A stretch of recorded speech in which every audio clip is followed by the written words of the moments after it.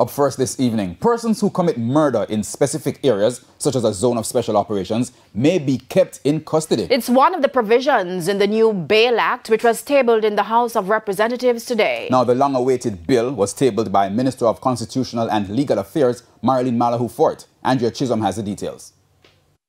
Minister Malahou-Fort was in the line of fire earlier this year when she signaled a plan to update the Bail Act so that persons charged with murder are denied bail.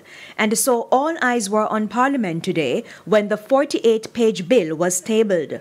For the minister, it was an eminent Chief Justice of a final court who said that human rights must not become a tool for denying security to the public and the state.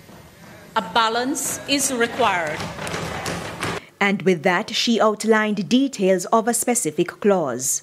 Clause 7.2 is a special provision in relation to defendants charged with the offense of murder, where self-defense does not arise and where the murder is committed in circumstances amounting to capital murder, or where the offense is committed in a zozo, an area under a state of emergency, or where a cordon has been established or a curfew imposed.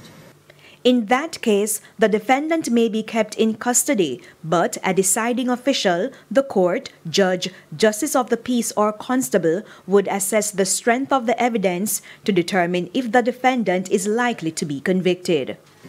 Conditions of bail, Madam Speaker, at Clause 8 are to ensure that the defendant surrender to custody, does not commit an offense while on bail, or interfere with witnesses, or otherwise obstruct the course of justice in relation to himself or others.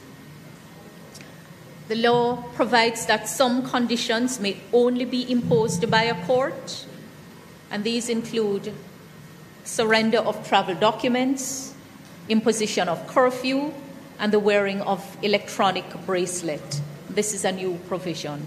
Specific details may also guide the court's decision in granting bail in Clause 7.3 J, and K. It includes if the defendant is in the same household or community as the victim, if a firearm was used, and the defendant's mental state. For opposition spokesman on national security Fitz Jackson, the law should be carefully considered. If our bail provisions need to be strengthened, we have no difficulty. However, it must be, as far as the opposition is concerned, in keeping with the provisions of our Constitution. The new Bail Act will now go before a joint select committee of Parliament. Andrea Chisholm, TVJ News.